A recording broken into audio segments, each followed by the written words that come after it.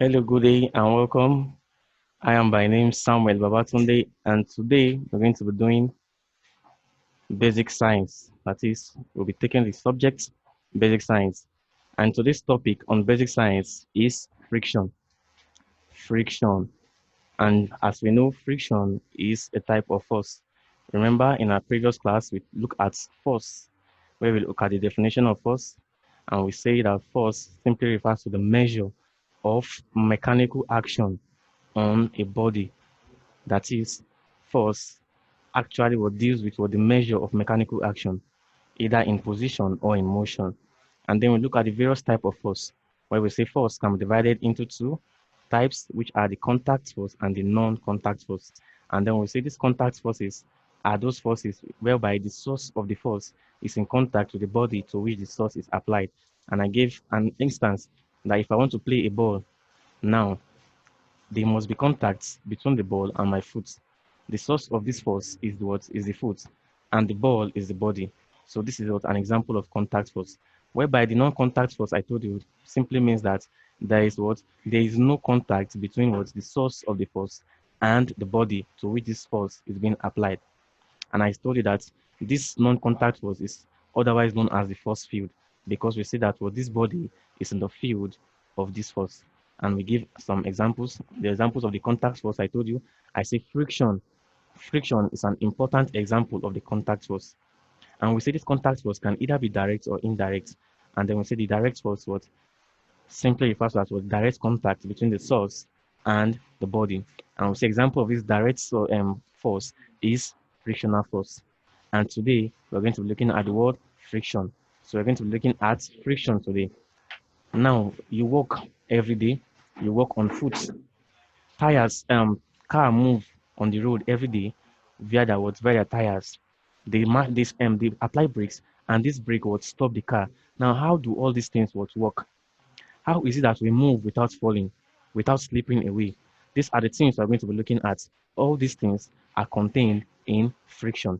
And as you know, friction is a contact force and is a direct contact force. So the main aim of today's lesson is to look at what friction is, looking at the advantages of friction, the disadvantages of friction, and how we can reduce friction.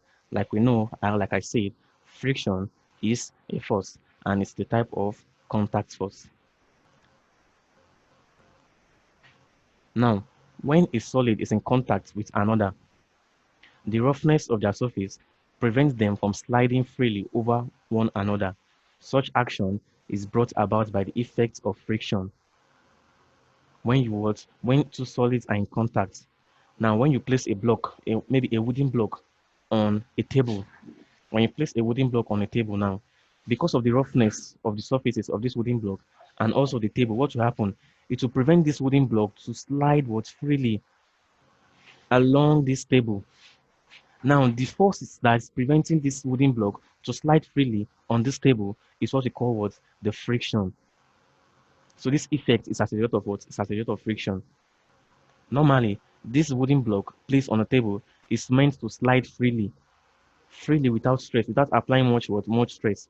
But now, for you to and make sure that this wooden block slide freely on this table, you must apply a force. And this force you are applying is to is to overcome a force that is preventing the movement or the motion of this wooden block. Now, this force that is preventing or opposing the motion of this block is what we refer to as friction. This force is simply what we call friction. So in other words, we can say friction is the force that opposes motion. Friction simply refers to the force that opposes motion. And this will bring us to the definition of friction. Now, friction is defined as force which acts at the surface of separation between two objects in contact and tends to oppose the motion of one over another. Like the example I gave you, placing a wooden block or a metal block on a rough table, that's a table with a rough surface. Now, it is meant that this wooden block is supposed to slide freely on this table, and that is what? That is motion. But because of this force between these two surfaces, that is the surface of the wooden block and the surface of the table, what happens? the motion is not possible. Now, for you to make sure that this block must move, you have to apply a force. And this force you're applying is to overcome a force that is preventing this wooden block from moving. Now, we now see that friction is that force that prevents that wooden block from moving. That is, friction is the force that opposes what? Motion. Now, when you relate all these things together, we now look at it and give friction a what? A general and universal definition by saying friction is the force which acts at the surface of separation between two objects in contact. That is, for friction to occur, these two objects must be in contact. Remember, the surface of the wooden block is in contact with the surface of the table. So for friction to occur, these two surfaces must be in contact. Now, when they are in contact, frictional force will now occur. Frictional force will now what? Will now prevent or oppose what? The motion of one over another. And that is why you have to apply extra force in order for you to move a wooden block over a table. And this force that what opposes this motion is what we refer to as the friction, or you can say the frictional force. Now, friction is the force that opposes the relative motion between two surfaces. What we mean by relative motion simply means what? When you are what? Relating a motion of a body to another. That is a body A and a body B moving. When you relate their motions to each other, we call it a relative motion. So friction actually what? Opposes relative motion. When you place two blocks each other and you slide the two blocks over each other, what happens? You notice that what? You have to apply extra force. You don't just slide and they don't just slide smoothly. This is because what? There is a frictional force. There's a force what opposing this motion, and we say this force is frictional force. And this friction can only occur when these surfaces are in contact. And that is why we say friction is a contact force, and it is a direct contact force to be precise. Now, there's an opposing force acting opposite to the direction of the motion, and that force is what we call the frictional force.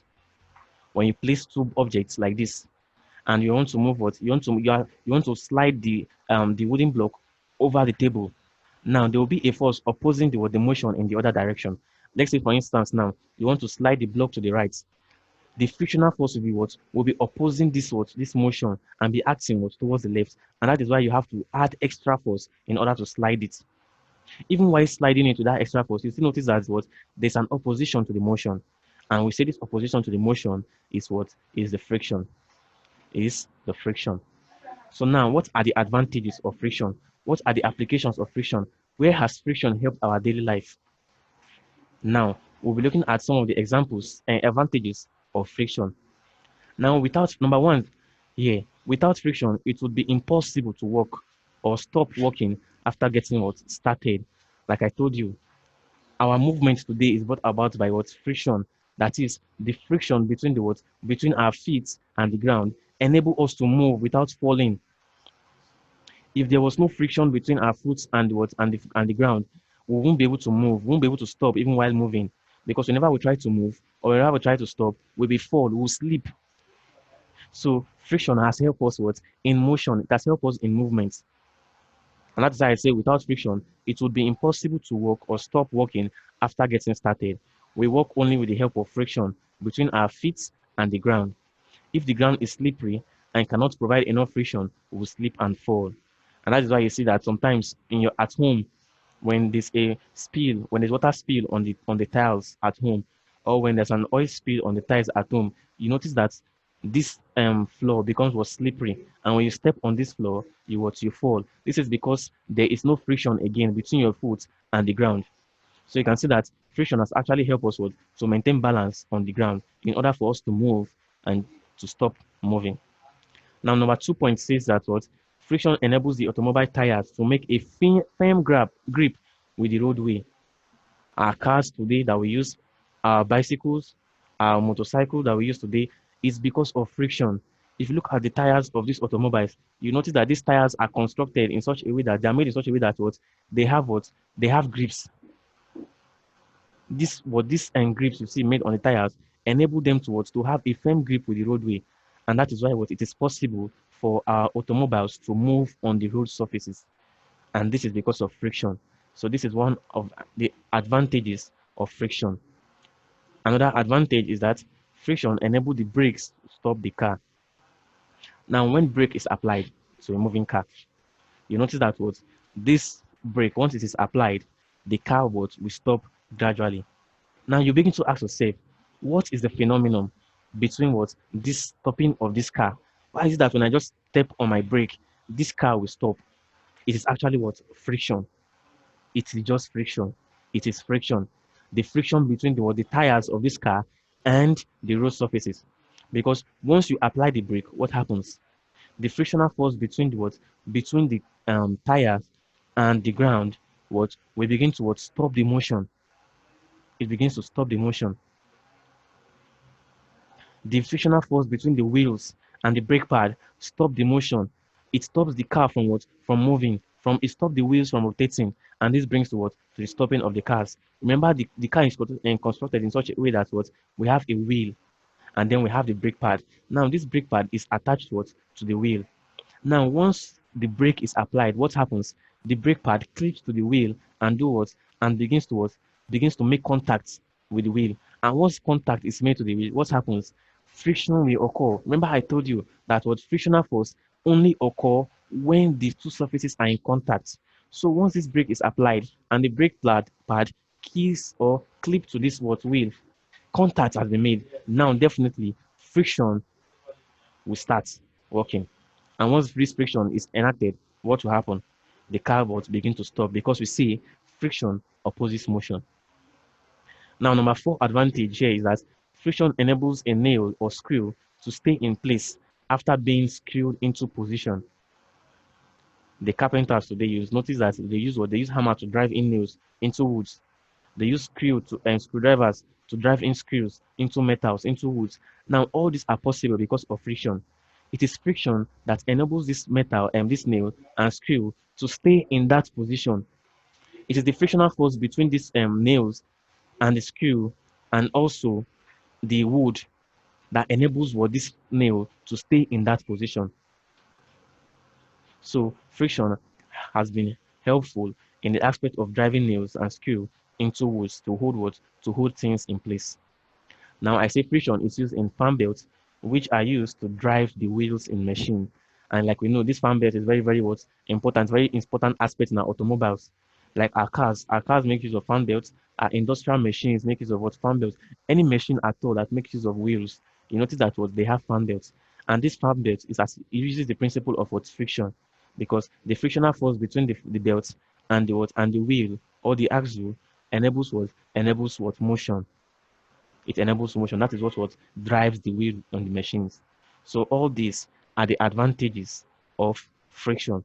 I say it has been helpful in working in our automobile, that's the tires gripping the ground, and friction has been helpful in the application of brake, also in driving screws and nails into woods.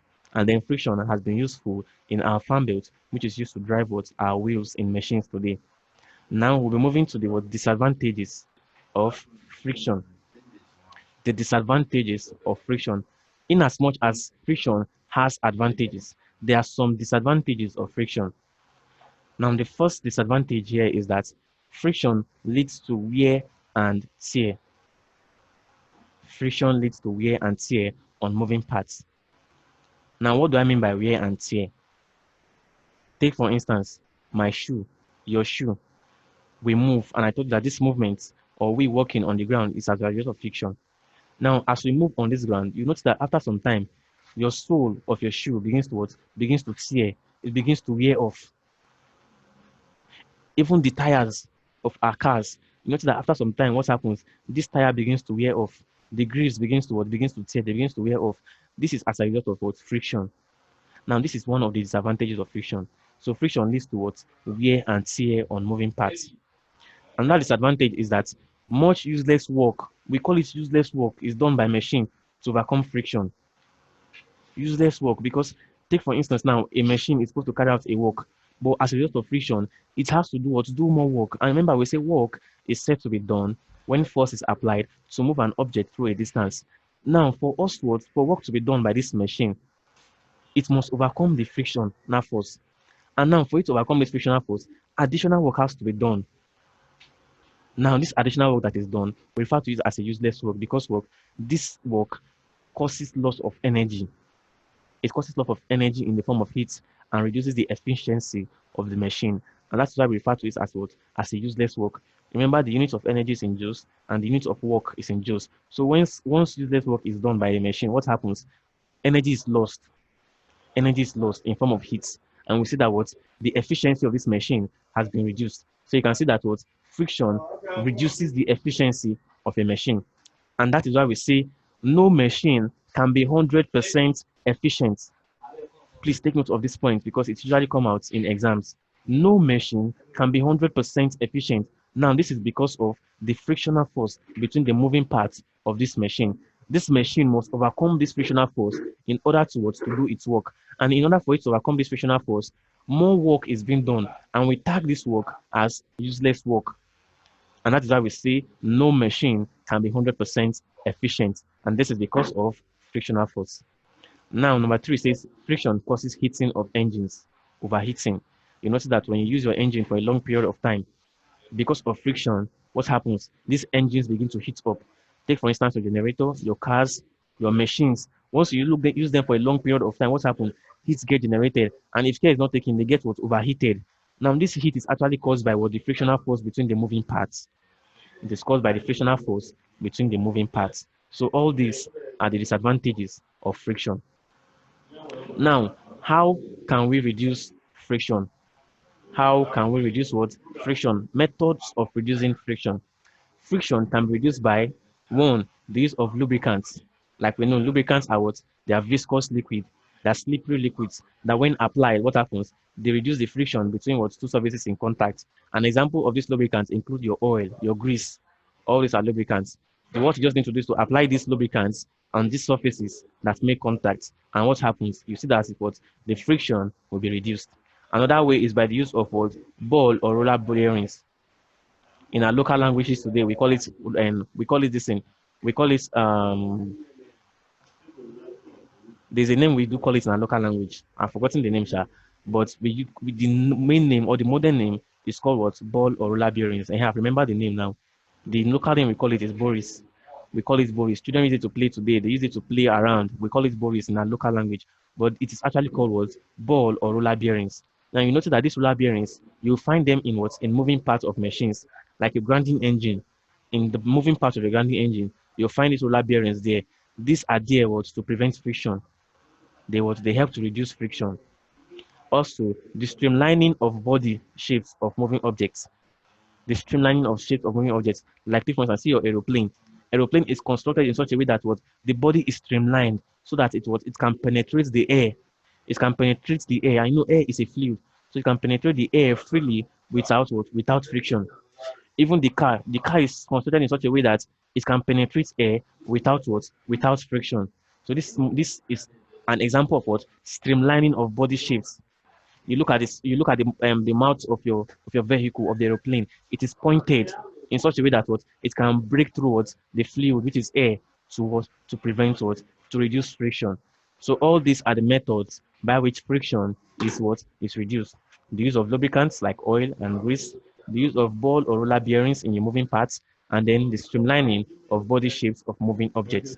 So with this, we've come to the end of today's lesson on friction. And now I have a brief assignment for you. And the assignment says, what is friction? What is friction? And number 2 says, mention 2 ways of reducing friction. Now, before we go, I'll do a brief recap on what we discussed.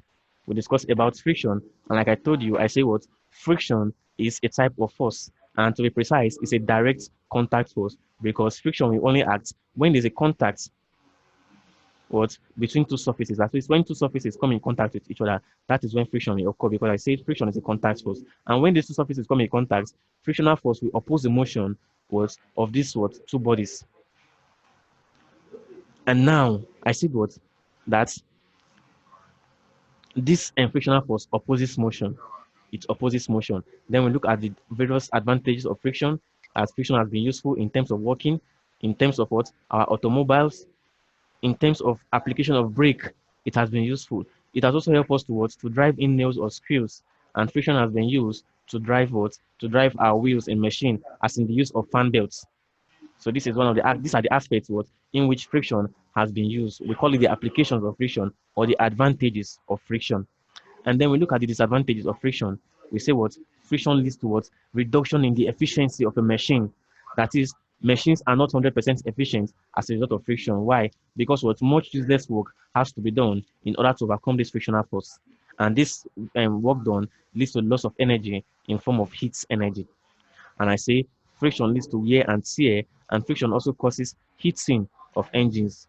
It causes heating of engines, and thereby leads to what loss of energy. Then we look at how we can what reduce friction, and we say we can reduce friction by use of lubricants, by use of roller bearings, and also by streamlining our body shapes, especially the body shapes of moving objects like your cars. You see the aeroplane, they are made in such a way that what their body are streamlined so that they can what reduce friction as they pass through what through the air. And then I give an assignment and I said that I should what is friction and mention two ways of reducing friction. Now, this assignment is to be submitted on the WhatsApp group. Please ensure you carry out this assignment because this assignment will enable you to go further to read more on this topic. If you are watching this video online, please ensure you subscribe to our channel to get more of our videos. And also ensure to read well even as your exam is fast approaching. I am by name Samuel Babatunde. Thank you and goodbye.